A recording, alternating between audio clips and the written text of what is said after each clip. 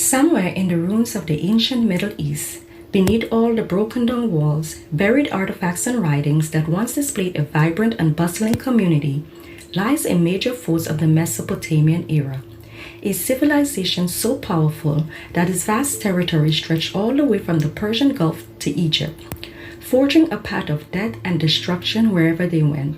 The Assyrians set out to conquer many neighboring nations within their path. Few escaped their wrath, and many fell beneath their sword. This is a biblical account of the northern tribes of Israel that was conquered and exiled by the Assyrian Empire.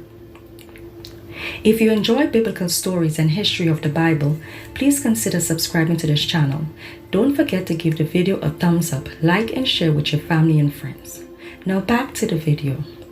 The Assyrian Empire is said to have started around 900 BCE and lasted around 600 BCE, but further evidence have placed the empire as far back as the 2nd millennium BCE to the time of the Akkadians. The ancient kingdom of Assyria was located in the northern region of Iraq to the southeastern side of Turkey. Before the 11th century, the kingdom experienced a series of changes, owing to the fact that they were part of the Mitanni and early Babylonian empires. The Mitanni Empire was an Indo-Iranian and Syrian empire that started around 1500 BCE to about 1360 BCE. Though Assyria managed to pull free to become an independent nation in the 14th century BCE, its power was still very much limited. But in the 11th century BC, Assyria emerged from the ashes under the leadership of King Tiglath-Pileser I, one of the greatest kings of ancient Assyria. Unfortunately, he is not mentioned in the scriptures at all. When we hear of the name Tiglath-Pileser in the Book of Kings, it is referring to Tiglath-Pileser III. Pileser I is attributed with the expansion of Assyrian territory deeper into Asia Minor and along the Syrian coast. He also constructed many buildings in the old capital city of Nineveh and other city-states. However, after Tiglath-Pileser I passed away, the empire of Assyria faded into obscurity and went into decline for about 200 years. Then around the 8th century BC, Tiglath-Pileser III, or King Pul as he is referred to in Hebrew, ascended the Syrian throne in 745 BC. He extended the Assyrian Empire more than any other Syrian king before him, and Assyria became a mighty and powerful nation. His rule could be known as the Second Great Assyrian Empire.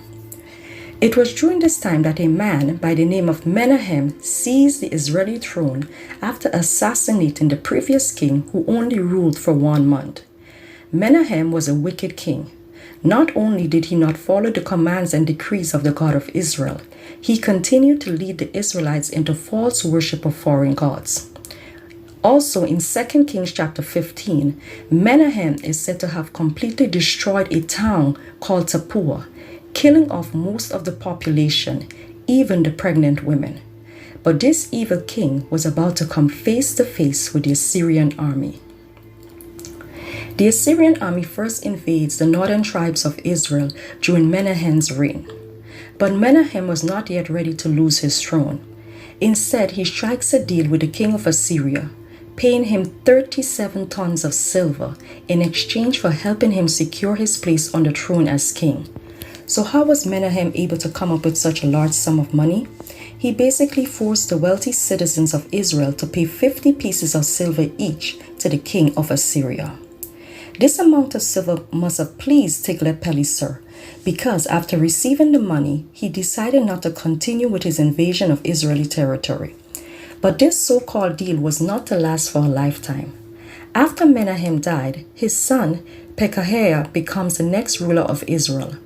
But his reign did not last long, as he was assassinated by the son of the commander of the Israeli army, a man by the name of Pekah.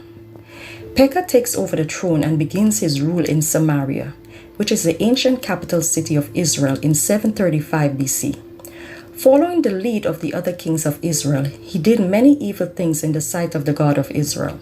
And just like his predecessors before him, he was about to come face to face with the Assyrian army. But this time there will be no deal. Tiglath-Pileser invades Israel for the second time and captures many of its towns, including Kadesh, Hazor, Gilead, Galilee, and all the lands of the tribe of Naphtali and other surrounding areas.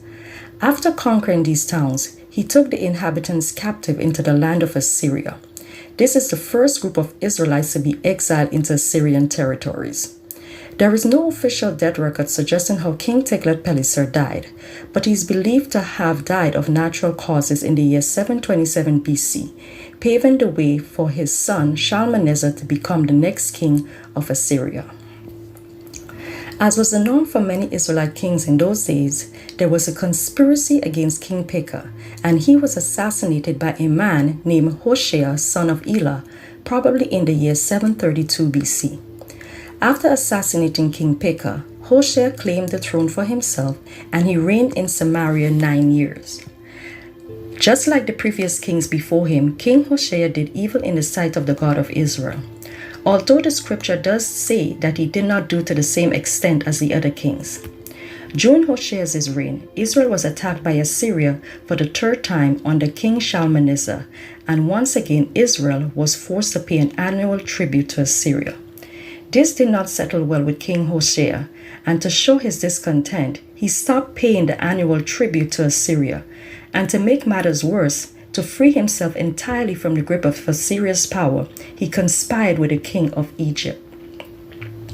The events that happened next brought about significant change in the lives of the 10 northern tribes of Israel, which was simply called Israel back in those days. King Shalmaneser of Assyria found out about the treacherous plans of King Hoshea of Israel, and he was furious. He immediately went into action by capturing Hoshea and placed him in prison. Israel was now without a leader of their own, and King Shalmaneser used this opportunity to advance and invade the entire land of Israel. Then the king of Assyria invaded the entire land, and for 3 years he besieged the city of Samaria. Finally, in the 90th of King Hoshea's reign, Samaria fell, and the people of Israel were exiled to Assyria. They were settled in colonies in Hala, along the banks of the Habor River in Goshen, and in the cities of the Medes. This disaster came upon the people of Israel because they worshipped other gods. They sinned against the Lord their God, who had brought them safely out of Egypt and had rescued them from the power of Pharaoh, the king of Egypt. They had followed the practices of the pagan nations the Lord had driven from the land ahead of them, as well as the practices of the king of Israel had introduced. That's 2 Kings chapter 17 verses 5 to 8. So because of their disobedience, the children of Israel was given into the hands of their enemy. They were now exiled to a foreign land. So what happened to the land of Israel after the fall of Samaria? The Assyrian king then took inhabitants from the land of Babylonia, because at that time Babylon and Assyria were united as one, and from other towns such as Kutha, Ava, Hamath, and Sepharvaim, and settled them in the towns of Samaria. From that time, Israel was populated by foreigners until the fall of the Assyrian Empire between 612 and 609 BC. The great Assyrian Empire came to an end with the rise of the Babylonians and the Medes. Thank you for watching. Hope you enjoyed the video. Remember, knowledge is a blessing from above. We must nurture it to the fullest.